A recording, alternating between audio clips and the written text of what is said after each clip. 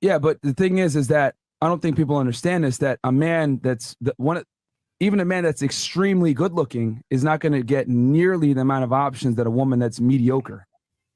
And are you kidding? True. No, that is yes. so not true. But do you know how many hot guys get DM'd on Instagram? Oh, we're not talking about DMs. We're talking about real life benefits. Like no, you're being not. You're served talking about first at the shop and stuff like that. Okay, so again, what she's doing. What does she do? Okay, class. What is she doing here? Are you kidding? Hot men get DM'd all the time, just as much as women. No, they don't. In fact, it's empirically, provably wrong. Wrong, Jackie O. Wrong. I can prove. You want me to prove it to you right now? Heck, I think I still have this one loaded up. Where'd it go? Yes, I do. Here we go. I didn't even know I had this loaded. There. Studies of online dating find that most men find most women at least somewhat. And granted, this is only 1 year old as of yesterday. Studies of online dating find that most men find most women at least somewhat attractive. In contrast, women view 80% of men as below average in attractiveness. Remember that, children. We're going to come back to it. Men liked more than 60% of female profiles, while women liked only 4.5% of male profiles. Did you get that, Jackie? Oh, God, I wish she was watching this. I don't know if she is. Maybe she'll pick up on this. Did you get that? There it is. Where did this come from? It came from Dr. David Buss, one of the preeminent, love him or hate him, preeminent Evo Psych, researchers in the industry. I mean, this is the guy that taught Godsod, for crying out loud. Godsod took his classes back in the day. So, and again, I love him or hate him. Like I said, I have my issues with David Buss, but this is pretty damning right here.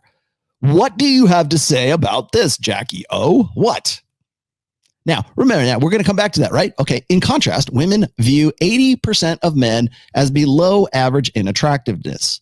Remember, that's below average, not average, not kind of. It's below average, below average in that I would not date this guy. I would not have anything to do with this guy. And I know it was great. I actually watched this yesterday for most of it. Torsia actually started a Tinder profile live on the show, and then went and did a whole show about like the matches and the people who are coming up to her. And I mean, within like 5 minutes, not even that, man, like 3 minutes of posting her, profile or whatever it was, and she made it live right there on the show, right? And she's got dozens of guys that come hitting on her immediately. I'm fairly certain that guys do not have a similar experience on those dating apps, okay? Because 80% of men are deemed unattractive, right? Not average, unattractive. That means that 20% of guys would be considered attractive or at least average, right? But we can even go one step further, as I showed you just a second ago. It's not even that. 60%, like men liked more than 60% of female profiles, right? And because men have a, our selected mating strategy. We're trying to spread the seed, and it's shotgun logic, right? Spread it out as much as possible, and throw enough spaghetti against the wall and see what sticks, right? For women only liked 4.5% of male profiles. What does that mean? You know what that means?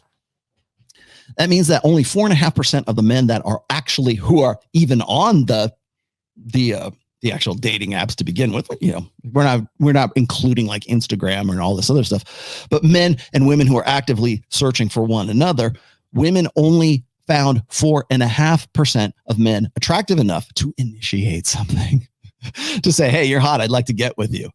4.5%. So when people come at me and they go, that 80-20 rule roll up, stop right there.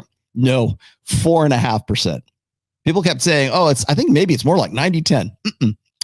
4.5%. By latest estimates, anyhow. So right there, those are some pretty damning numbers.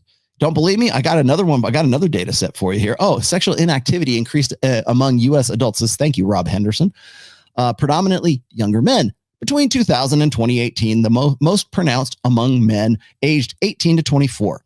Among men aged 25 to 34, sexual inactivity doubled. So we're talking like all the way from 18 to 24, which is that prime demographic. And then even men 25 to 34, the sexual inactivity doubled in that time. I've used this before. This is leftover stuff. I probably could have queued up something a little better for you. But what say you, Jackie O? Nothing. You have nothing. You've got nothing. You have absolutely. You lose. Good day, sir. You lose. What do you have to say? How do you defend against this, Jackie O? You don't. That's the whole thing. That's the whole premise. And that's why you're going to freak out here in just a few minutes, because you got nothing. And it's being your ego investments in this old idea of, well, men and women should be just the same. And, I can't believe you're saying this. Men should be able to tell their girlfriends to go off of Instagram. Oh, how dare you? Right? Yeah. Because, and you don't even have to do that, because women are doing it themselves. It's right there. There's the number, Jackie.